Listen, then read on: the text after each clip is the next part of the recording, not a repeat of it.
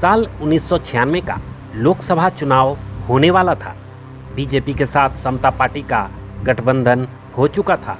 George Fernandes तब मुजफ्फरपुर के सांसद थे, लेकिन नीतीश कुमार उस चुनाव में जॉर्ज को नालंदा ले गए। मई जून का महीना था।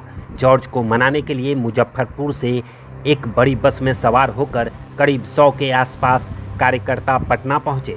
रात को बस पटना पहुंची। समर्थक जेडीयू के दफ्तर गए। तब जेडीयू का इतना बड़ा दफ्तर नहीं था। उस वक्त अभी जहां दफ्तर है वहीं पार्टी ऑफिस था, लेकिन महज 3-4 कमरे थे। फर्स्ट फ्लोर पर दफ्तर हुआ करता था। पतली सी सीढ़ी से चढ़कर ऊपर जाना होता था। रात का वक्त था, लिहाजा दफ्तर बंद हो चुका था। कार्यकर्ता जॉर्ज को खोजने में जुटे थे। जॉर्ज के बारे में जानकारी मिली कि वो नालंदा में है और अभी पटना लौटे नहीं हैं। उस दिन जॉर्ज नालंदा में नामांकन के लिए गए थे।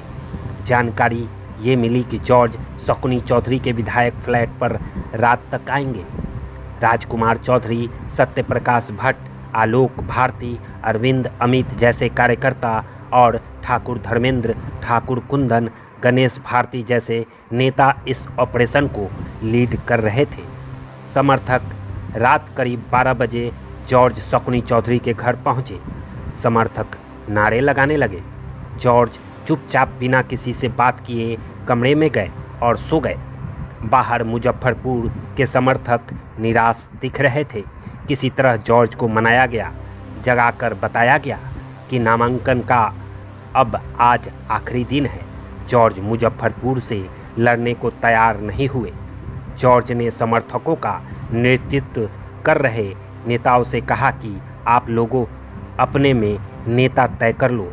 निराश समता पार्टी के समर्थक रात को मुजफ्फरपुर वापस लौटे। सुबह करीब 5 बजे के आसपास मुजफ्फरपुर में कमलू भाई के घर पर बैठक हुई। कमलू भाई के यहाँ रहकर ही जॉर्ज चुनाव लड़ा करते थे। इस मीटिंग में तय हुआ और फिर उस वक्त के 8 नेताओं ने आखिरी दिन नामांकन किया।